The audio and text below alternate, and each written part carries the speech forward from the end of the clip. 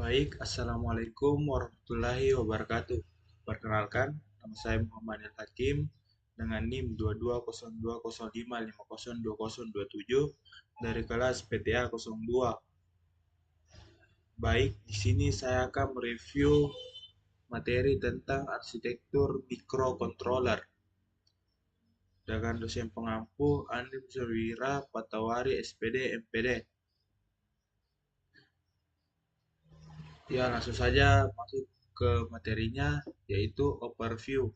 Overview terbagi beberapa poin. Yang pertama itu CPU, memori, bus system, peripheral, interput system, I/O ports atau input output ports.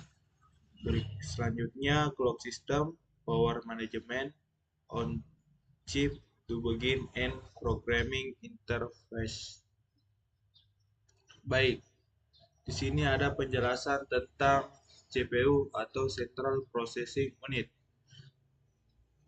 CPU adalah inti dari microcontroller yang menjalankan instruksi-instruksi program seperti aritmatika, logika, dan kontrol berdasarkan instruksi yang disimpan dalam memori. Arsitektur ini memungkinkan microcontroller untuk mengendalikan dan mengolah berbagai operasi dari yang sederhana seperti menyalakan LED hingga yang kompleks seperti mengendalikan sistem embedded dalam program I/O.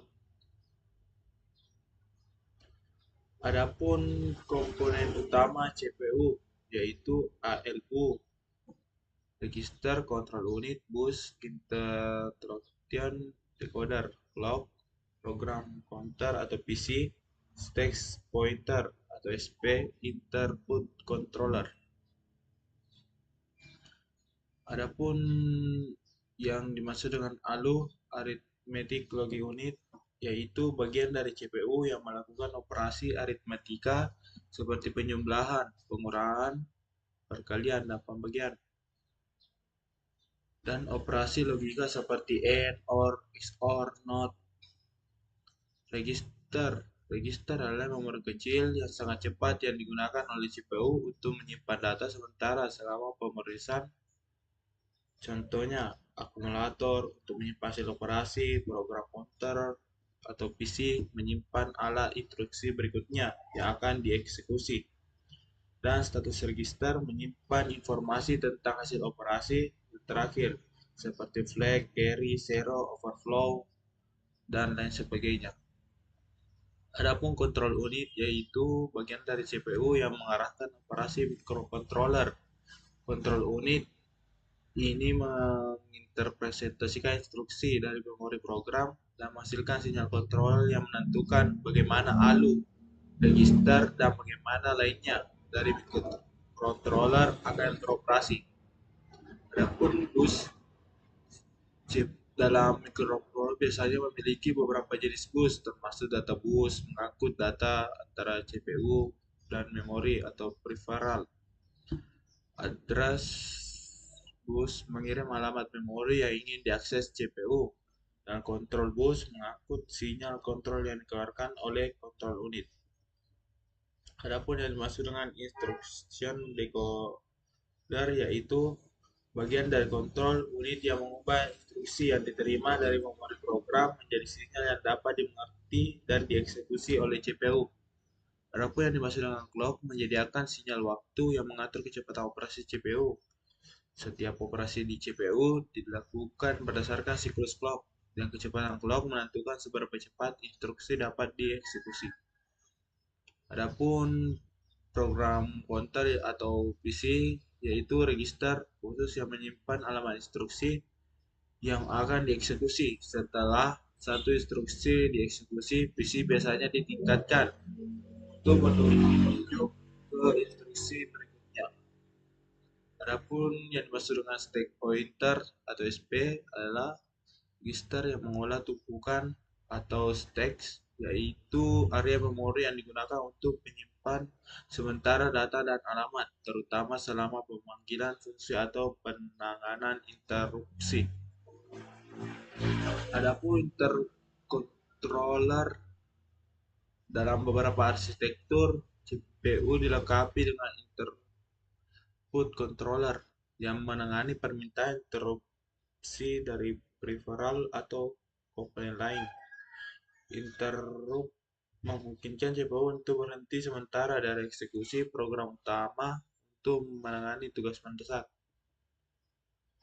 Yang kedua itu memori. Memori adalah komponen penting yang berfungsi sebagai tempat penyimpanan data dan instruksi yang digunakan oleh CPU.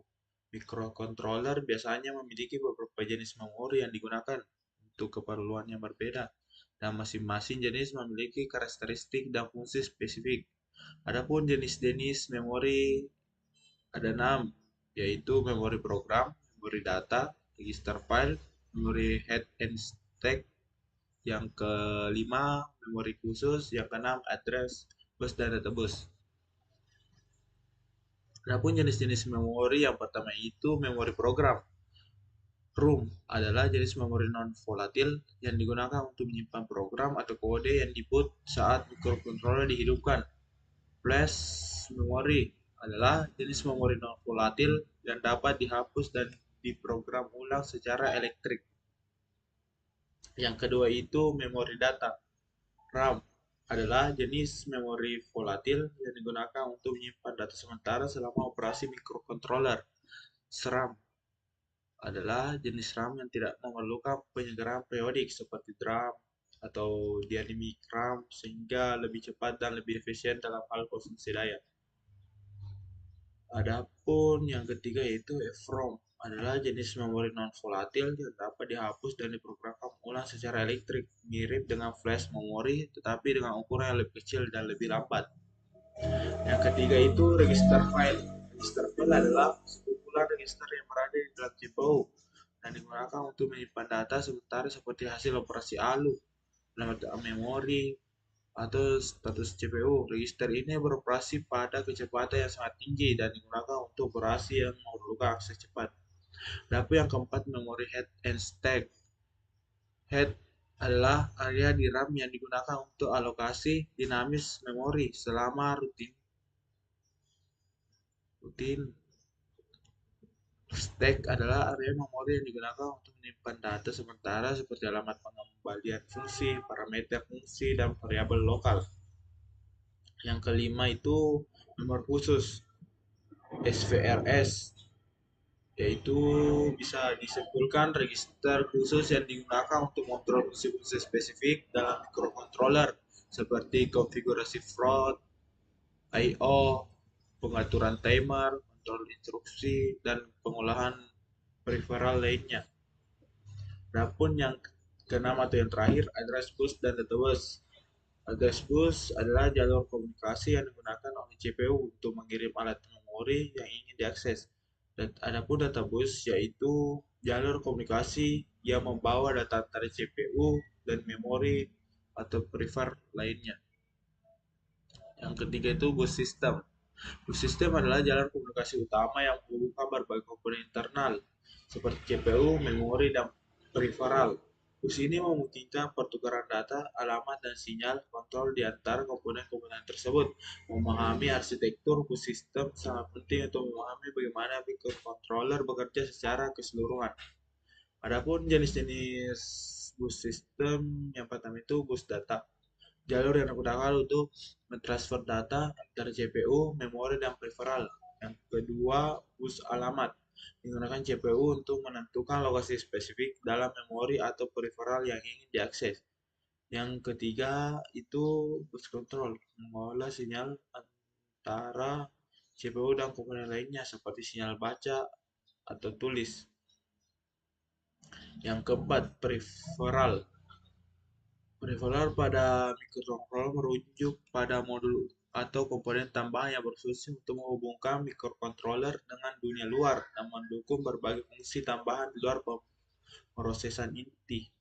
Adapun jenis-jenis peripheral, yang pertama time control, counters, untuk operasi perhitungan dan pengaturan waktu seperti mengukur durasi suatu peristiwa atau menghasilkan sinyal PWM.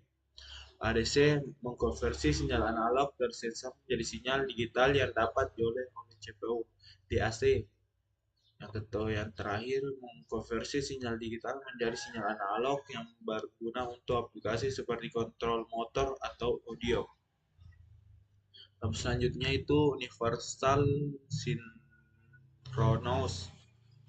untuk komunikasi serial dengan perangkat lain. SPI untuk komunikasi serial dengan perangkat lain. 2GASI yaitu protokol komunikasi dua kawat yang digunakan untuk menghubungkan beberapa peripheral dengan microcontroller menggunakan hanya dua jalur, SDA atau data dan SCL atau clock. Adapun yang kelima, interput system. Interput system pada microcontroller adalah mekanisme yang memungkinkan microcontroller untuk merespon kejadian eksternal atau internal secara efisien tanpa harus terus-menerus memantau status setiap perangkat atau peripheral. Interrupt system memungkinkan CPU untuk fokus pada tugas utama dan hanya terganggu ketika terjadi suatu kejadian penting yang memerlukan perhatian segera. Adapun jenis-jenis interput system yaitu interput eksternal. Ini dipicu oleh kejadian eksternal seperti sinyal dari perangkat input, tombol, sensor, dan lain-lain. Interput eksternal ini dipicu oleh kejadian internal dalam microcontroller seperti timer yang mencapai batas waktu tertentu atau terjadi kesalahan pada operasi aritmatika seperti pembagian dengan nol. Software interput. Interput ini dipicu oleh instruksi perangkat lunak tertentu. Software interput sering digunakan untuk debug atau komunikasi antar proses di dalam sistem. 6. I/O ports atau input-output ports. Pada microcontroller adalah antarmuka fisik yang digunakan untuk berkomunikasi dengan perangkat eksternal seperti sensor, saklar, LED, motor, dan berbagai komponen lainnya. Jenis-jenis I/O ports. Yang pertama itu digital I/O ports. Pin pada port ini hanya dapat menerima atau mengirim sinyal digital yaitu logika O, low, dan logika 1, high. Analog I/O ports. Beberapa controller dilengkapi dengan pin I/O analog yang terhubung ke ADC atau DAC, memungkinkan microcontroller untuk berinteraksi dengan sinyal analog. Yang ketiga itu specific function I/O ports. Beberapa pin I/O memiliki fungsi ganda dan dapat digunakan untuk fitur khusus seperti PWM, komunikasi serial, UART, SPI, 12 sync, atau sebagai pin interput. Yang ketujuh itu clock system. Clock system pada microcontroller adalah komponen yang menyediakan sinyal waktu yang diperlukan untuk sinkronisasi dan pengoperasian seluruh sistem dalam microcontroller. Sinyal clock ini mengatur kecepatan di mana instruksi dieksekusi, komunikasi terjadi, dan berbagai peripheral bekerja. Clock system adalah salah satu aspek penting dari microcontroller karena berpengaruh langsung terhadap kinerja, konsumsi daya, dan keandalan keseluruhan sistem. Adapun komponen utama clock system, yang pertama itu super clock, yang kedua clock distribution, yang ketiga clock control, yang keempat low power modes, yang kelima clock calibration, kedelapan power management.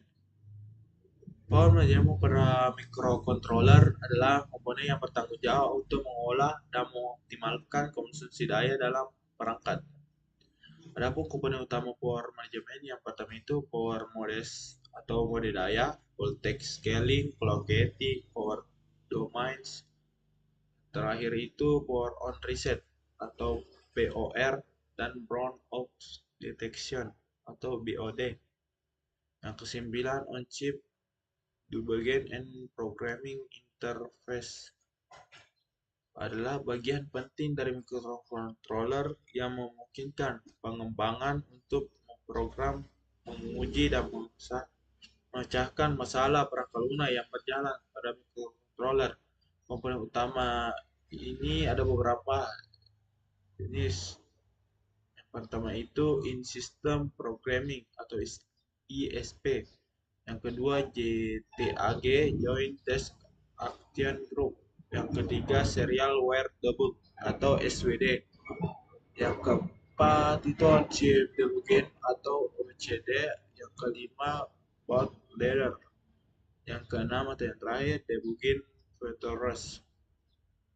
Sekian penyampaian materi dari saya, lebih dan kurangnya mohon maaf. Wassalamualaikum warahmatullahi wabarakatuh.